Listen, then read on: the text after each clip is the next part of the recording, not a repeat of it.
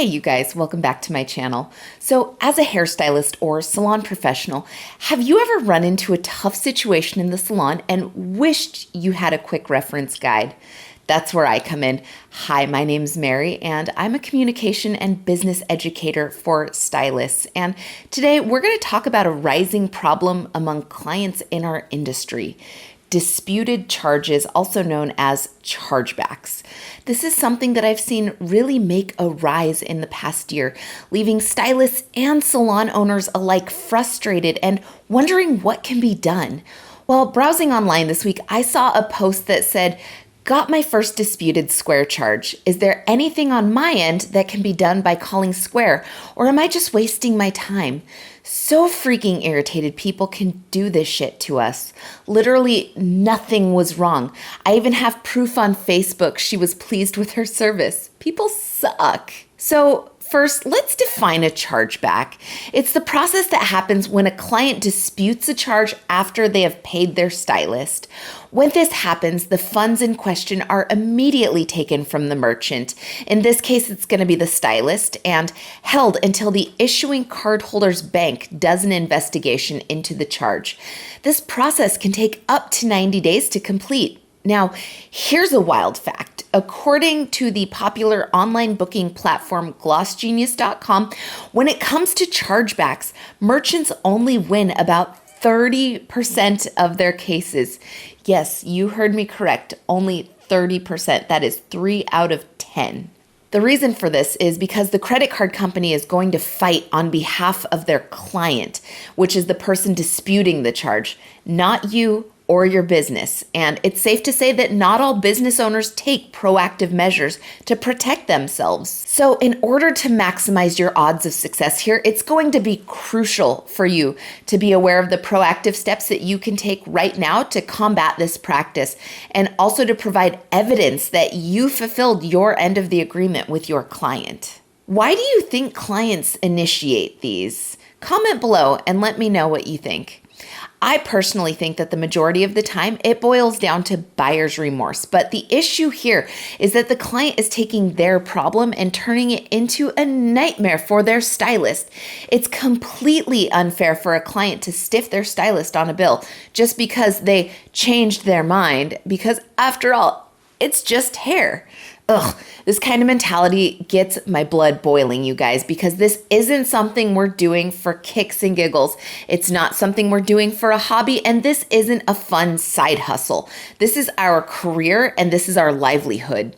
It's how we keep a roof over our head and food on the table, and it's how we support our family and ourselves. So, what would you do if you were faced with this situation right now? This is an extremely shady practice that I've seen become more and more common over the past 2 years.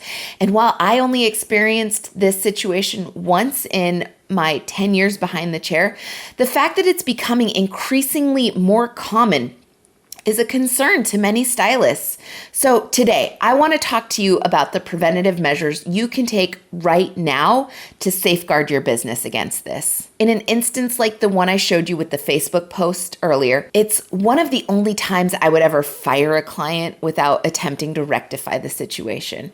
If they didn't have the decency to contact me if they were unhappy with the service, that's not a reason for them to take money out of my pocket, especially when I had a posted and stated no refunds policy and a 10-day adjustment policy in place. So you may be sitting here wondering, well, Mary, what can I do to fight the dispute? Well, I'm glad you asked.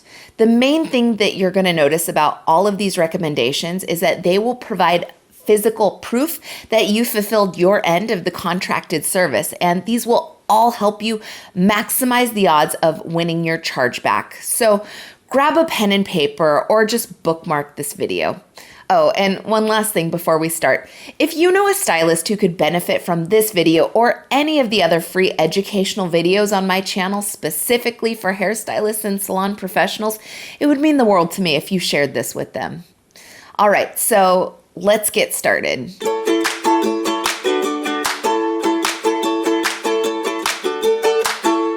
Okay, so when faced with the chargeback, the first thing that you are going to want to do is make sure that you have clearly posted policies, specifically a refund policy and an adjustment policy. It can be as simple as no refunds will be issued for services rendered. However, your satisfaction is important to me, and I do offer a 10-day adjustment period. If you're unhappy for any reason, just let me know, and I'll offer a one-time complimentary adjustment to your requested service. You'll also want a clear-cut cancellation policy thrown in there as well to cover chargebacks on late cancellation fees. Also, this is a great place to insert that if you're charging a 100% service fee for late cancellations, it's technically illegal and you'll almost certainly lose the chargeback case every time. So I generally recommend 50% for your late cancellation fee. Now, the reason why I always say you want these policies posted is to prove that your client would have seen it. If you cite a policy that's only in your head, it can make it seem like you're making something up on the spot. So you'll want your policy posted in your studio or in your salon and also on all of your high traffic online presences. I personally had all of my policies on my online booking site, my website, my Instagram page, my Facebook page, and my Google business page. Also, if you're providing a high ticket service, another thing I'm going to highly recommend is printing off a service contract/consultation sheet that lists the estimated cost, the services you'll provide, and all of your salon policies. You'll also want to require the client to initial next to each policy and then sign and date the bottom of the page.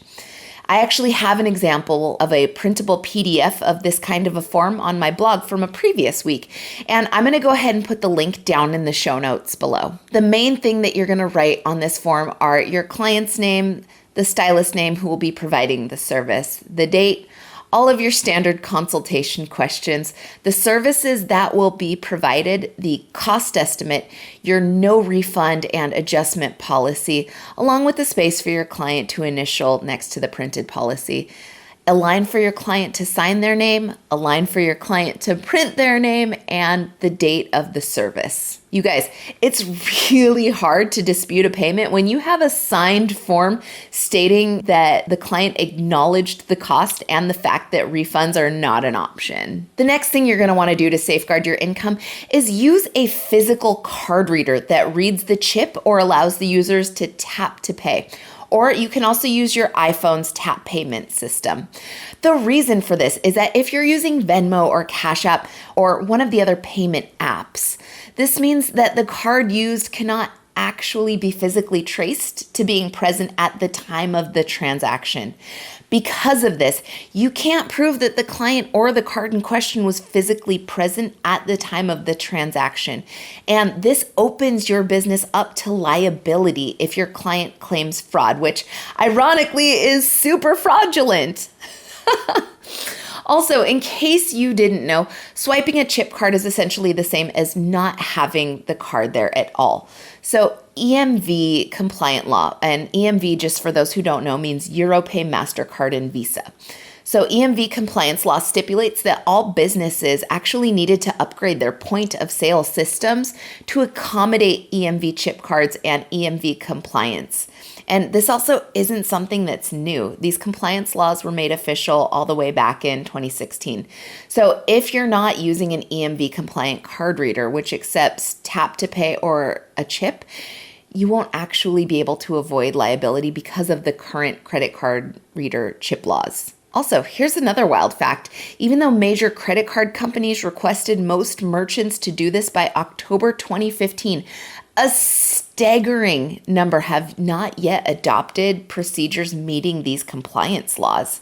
So according to creditcard.com statistics, only 50 to 52% of businesses currently support chip card payments. The next thing I'm going to recommend is something a lot of you skip altogether and can actually be the nail in the coffin when it comes to winning your case. And that is take before and after photos. I'm going to say that just one more time for you guys. You guys, Do not forget to take before and after photos. It's not just for social media, you guys. Having visual proof that you completed the service and that the results were good is hard to argue. One, they can't say, I wasn't there, it was fraud, if you have a photo of them with their before and after. When paired with a signed waiver and consultation form, it can provide concrete evidence to back you up. Now, what about if your client gives pushback for the photos? I would simply say that part of your business processes for a big service like this is documentation that the service was performed and to assure quality results were given. Then explain that you ensure this documentation with photos. Then assure them that their photos will only be used for your records and will not see the light of day and will not be posted publicly. Also, it's wise that if you tell them this, back it up. Don't post their pictures. Another proactive measure you'll want to take is to save all of your correspondence with that client. It can act as proof down the road.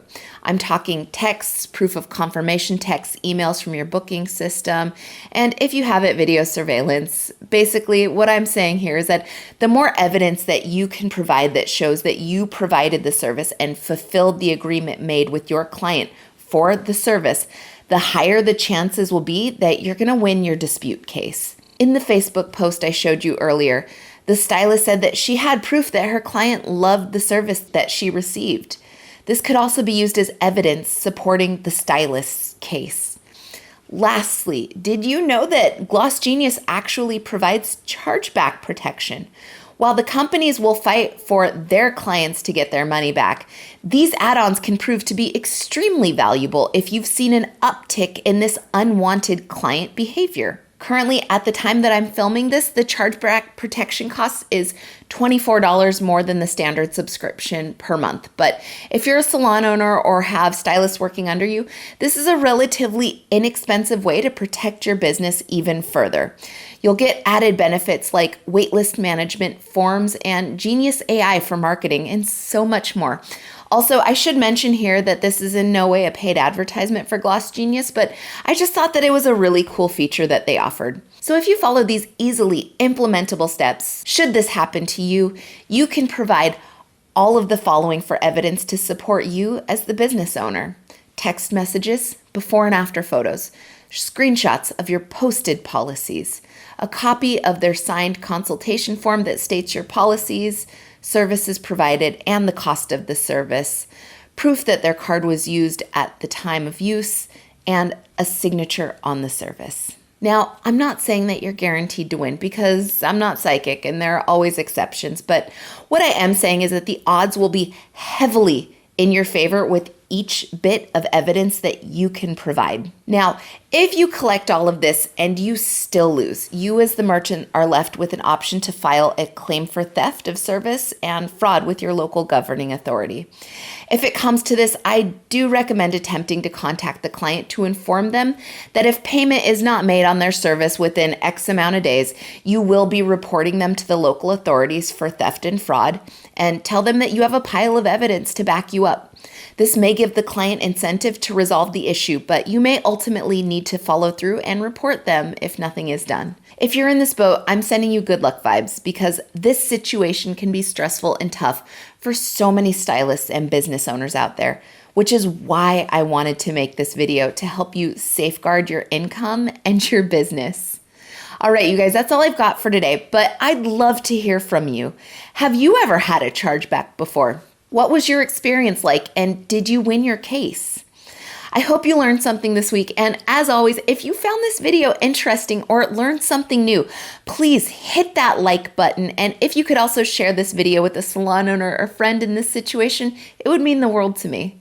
If this was your first time here, I want to take a minute to say welcome. I'm going to be bringing you new educational videos every week detailing out tough real-life situations and discussing how you can use good communication and critical thinking to handle any tough situation that could possibly come your way with confidence and ease. I want to help you safeguard your business so you can stress less and get back to doing what you love, bringing your talents to the world one client at a time. If you have any topics you would like to hear covered, I'd love to hear from you. Let me know down in the comments below, or you can contact me through my website, www.thestylistconsultant.com. And for those out there feeling stuck or slow to grow, I can definitely help. With a strong knowledge in branding, local marketing, and cultivating a memorable guest experience, I can work with you to see where we can easily strengthen your business and get you on the path to the career of your dreams. You can do this, you guys, and in case you need me along the way, I'm here to help. Again, my name's Mary Wozniak, and I run The Stylist Consultant. Thank you for tuning in, and I'm going to see you back here next Monday. All right, bye, guys.